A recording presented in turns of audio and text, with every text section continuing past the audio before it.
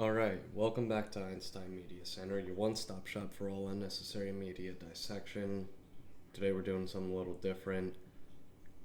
My computer's camera looks terrible, but we are going to be talking about Canadian singer-songwriter Common Holly in a Professor Sky type review if you are a chronically online nerd who likes music reviews. But Common Holly, Canadian musician, singer songwriter. Somebody I like quite a bit, and somebody I found back in 2018 off an Audio Tree session, and she's released another album since then. She had an album in 2017, and I'm going to be focusing more so on the 2019 album. And sorry, I gotta look at the name because there's too many words. I just call it Black Lightning. When I say to you Black Lightning from 2019. And you've seen the title of this video, so again, kinda biting Professor Sky style, going to frame it in a weird way. The initial and still alternate title. I'm going to keep it alternate. I'm not changing the title. I already have it. But the initial genesis for this video, which in the original title is going to be singer songwriter for weirdos, and I do still think that's true, but I didn't want this to come off uncharitable or make it seem like I was calling her a weirdo. So Common Holly, the way I want to frame my review or discussion surrounding When I Say to You Black Lightning, what singer-songwriters can learn from Run the Jewels. And that might kind of sound weird, and I'm really just focusing on LP's production in Run the Jewels. And the genesis for this was an interview LP did with Talib Kweli, and they were talking about LP's production style. And what he said was, it might be noisy because I'm from New York. New York's noisy. There's always a fire truck, a police car. There's always people shouting, so LP's production is noisy. And I think Run the Jewels 4 is probably the best showcase of that. There are so many layers to the production in that album. It's a great album, love the album, but like the production to me, LP really stepped it up. And if you go back into his old stuff, it's probably just as noisy, if not more noisy, but his craft hasn't been honed, as well. The stuff from 2002 does not, in my opinion, sound as good as the stuff from 2020. I think he just became a better producer. The mixing is better, and technology and whatnot. But it's still, really specifically, RTJ4 is a very noisy record, and I really love that about it. I think it makes it their best record, LP's production. But that's kind of how I want to frame this. When I first found Common Holly, found her Audio Tree session. This was like 2018. Her first album, Playing House, was already out, and the song that really got me in, and you should definitely check out the Audio Tree session, was The Rose. And like the whole session is good. Playing House is a really good album, but it's relatively straightforward singer-songwriter music, and that's okay. It's really good. I think she's a great songwriter, and I think that's what initially captivated me. And I was really looking forward to When I Say to You Black Lightning coming out, in 2019. And when I first listened to it, I was like, okay. I thought it was good, but it did not drive me crazy. So I was kind of like, this is whatever. My cat's in the bathroom right now. Come over here, buddy. Where's my other cat? Oh, he's going in the bathtub.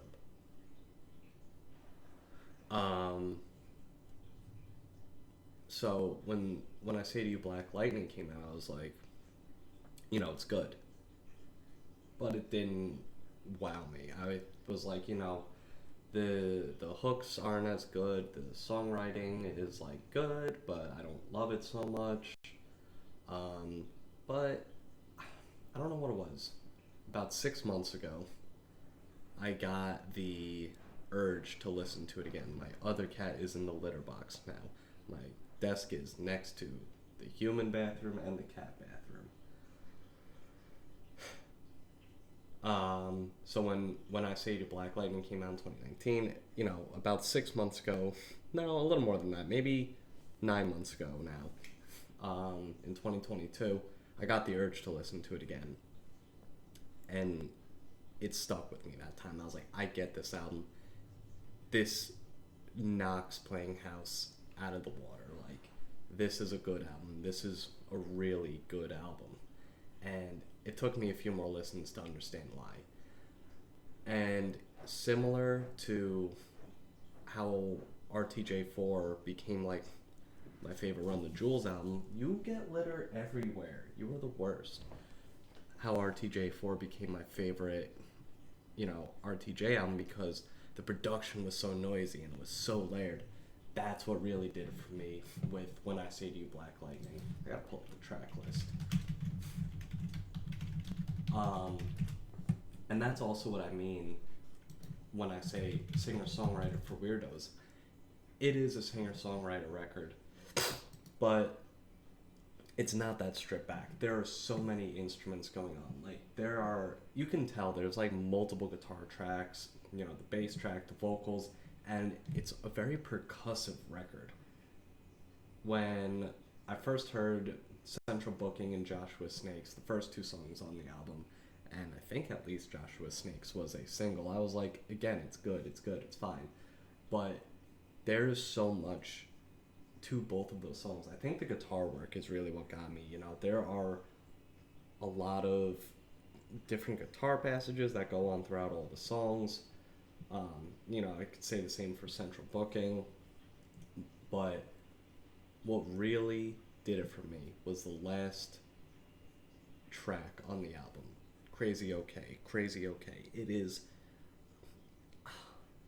the melody in it. Don't leave me, I'm crazy, okay. That gets stuck in my head all the time, and I think it's like a really cute song. Just like, don't leave me, I'm crazy, okay, I'm crazy, okay. Just, I don't know, it's silly, it's cute. I don't think Bridget, aka Common Holly, is necessarily crazy, but like, I think we've all had that feeling like, oh, I'm being a little crazy, my bad. But that melody just always gets stuck in my head. But what really does it is the percussion in that song. The percussion is so good. It's like, you have the drums, and then it's like an offbeat, off-kiltered rhythm where you're also hearing like the drumsticks just like slap into each other, and like that's the best way to describe it. It's like the drumsticks are slapping. They're not, just drums. It's like kind of flagrantly playing the drums. It just sounds so good, and it's so interesting. And every time I listen to this album, I just pick out more songs with like weird percussion, more guitar passages than I expected. And that's the other thing. It is singer-songwriter for weirdos because the chord progressions are bizarre. Like, there's a lot of dissonance all over the album. And at first pass, I was like, it's fine, it does, nothing's really sticking out to me. But then, like, if you really dive deep into the album, there's a lot of dissonant chords all over, and it makes the music so much more interesting. And I am so excited for the next Common Holly album. This album has been in my rotation so much the past like 9 months. I love listening to it. Crazy Okay, again, is like one of my favorite songs right now. It has been, for a while. And a lot of the songs, like the deep cuts, the ones that weren't singles, they are so good. I don't know. I feel like I should have more to say about this album besides um, it's weird, it's dissonant, um, it's noisy like a Run the Jewels record. It's noisy for a singer songwriter record. There's a lot of weird percussion all over it.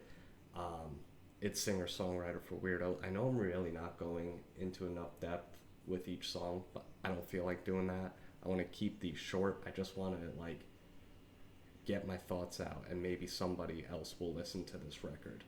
But I love it. Like, I think it's a great record.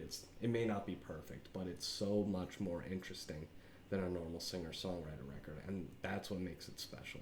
And I don't necessarily want to always be like, this record's perfect. There's nothing wrong with it. I'm sure like I said, maybe not every song is a home run and is going to stick with you. Not every melody is going to be like the best thing, but there's a lot of like, I don't know, it's ethereal in places. There's a lot of space, and I don't mean like it's quiet. I mean there's just like a lot of ambient passages, especially for a singer-songwriter, and her voice complements all of that too. But when I say like, what singer-songwriters can learn from Run the Jewels, it's that make the records noisy, make them interesting, make them different. And that is what I love about this record. Like, Common Holly made something weird and different, and it is noisy, it's weird, and I don't know, I love it. I can't get enough of this record. It's pretty short too. Like, there's no song over 5 minutes, so it's very easy to get into. You could rip this. It's probably like a half-hour record or something, probably less. Just about a half hour, yeah, maybe a little more, but I don't know. I think everybody should, if you like singer-songwriter music, if you like anything the tiniest bit left field, if you like, I'm not going to say it's like a noise rock record, but if you like layered music with noise elements in it, this is a record people should be listening to. Their litter box is turning. I just think it's so special and good, and I'm really looking forward to Common Holly's next record. Like, again, if you're not sure about it, I would say Central Booking and Joshua Sneaks are great songs to get into, the first 2 songs on the record. But if you like, I don't have the time for this, listen to Crazy OK, listen to all the percussive elements in it.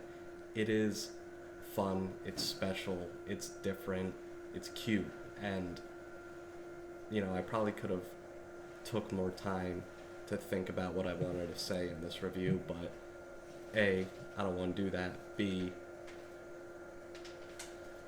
no.